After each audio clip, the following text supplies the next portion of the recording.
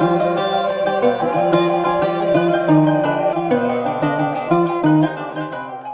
അച്ഛനെ ഞാൻ പരിചയപ്പെടുത്താം. ഈ അച്ഛൻ ആണ് നമ്മുടെ ആദ്യത്തെ മിഷൻ കോൺഗ്രസ്സിന് അന്നത്തെ ഇറ്റാനഗർ ബിഷപ്പായിരുന്ന ജോൺ തോമസ് പിതാവിന് പറയാണ്, അച്ഛൻ കണ്ടിട്ട് പറഞ്ഞു എനിക്ക് അച്ഛനാവണമെന്ന് പറഞ്ഞു. അങ്ങനെ അവിടെ പേര് കൊടുത്തു. അങ്ങനെ ഞങ്ങൾ പറയുമ്പോൾ, അതായത് ഫിയാത്ത് മിഷൻ പറയുമ്പോൾ, ജി ജി എമ്മിൻ്റെ ഇതിൽ പറയുമ്പോൾ ഞങ്ങളുടെ ആദ്യത്തെ അച്ഛനാണ്. ജി ജി എമ്മിൻ്റെ ആദ്യത്തെ പ്രൊഡക്റ്റ്. അതായത് ഞാൻ ഇങ്ങനെ അച്ഛനാവാനായിട്ട് ആഗ്രഹിച്ച ഒരു 10-20 വർഷത്തോളം ഇങ്ങനെ വൊക്കേഷന് വേണ്ടി സെർച്ച് ചെയ്തുകൊണ്ടിരിക്കുകയായിരുന്നു. എല്ലാ വർഷവും ഞാൻ വൊക്കേഷൻ പ്രൊമോട്ടറായിരുന്നു എൻ്റെ ഒരു കോൺഗ്രിഗേഷനിൽ. അപ്പോൾ എനിക്കൊരു അച്ഛനാവാനായിട്ട് ആഗ്രഹിച്ച് ഞാൻ എല്ലാ വർഷവും ഇവിടെ വരാറുണ്ട്.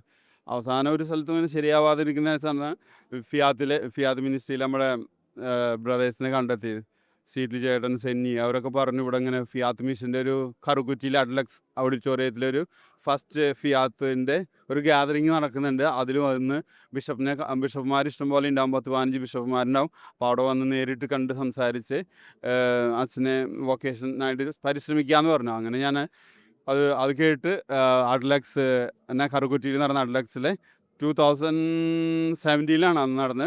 അന്ന് അതിൽ പങ്കെടുത്ത് പിന്നെ നേരിട്ട് ജോൺ തോമസ് പിതാവ്, ഈ ടർണാകുള പിതാവിനെ കണ്ട് സംസാരിച്ചു. അപ്പോൾ ആളങ്ങനെ സംസാരിച്ചപ്പോൾ പറഞ്ഞു, ഇപ്പോൾ ഇരുന്ന് നിൽക്കുന്ന കോൺഗ്രിഗേഷൻ ബ്രദേഴ്സ് മാത്രമായിരുന്നുള്ളൂ.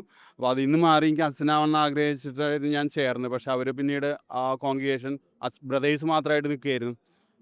അങ്ങനെ അച്ഛനാവാൻ ചാൻസ് കിട്ടാതെ നിൽക്കുന്ന അവസരത്തിൽ ഇവിടെ വന്ന് പിതാവിനായിട്ട് സംസാരിച്ചു. അപ്പോൾ പിതാവ് പറഞ്ഞു ഒരു വർഷം ലീവ് എടുത്ത് വന്ന് അവിടെ ഈ ടർണാകുള മിഷനൊക്കെ നോക്കാൻ പറഞ്ഞു. അവസാനം അവിടെ ഒരു വർഷത്തെ ഒരു വർഷത്തെ ലീവിന് ശേഷം അവിടെ നിന്ന് തുടർന്ന് തന്നെ പിതാവ് അവിടെ എടുക്കുകയും ഫിലോസഫി, തിയോളജിയൊക്കെ പഠിച്ച് 2024 ഞാൻ അച്ഛനായത്. ആദ്യമായിട്ട് ഫിയാത്തിലൂടെ വന്നിട്ടാണ് എനിക്ക് വൊക്കേഷൻ കിട്ടിയത്.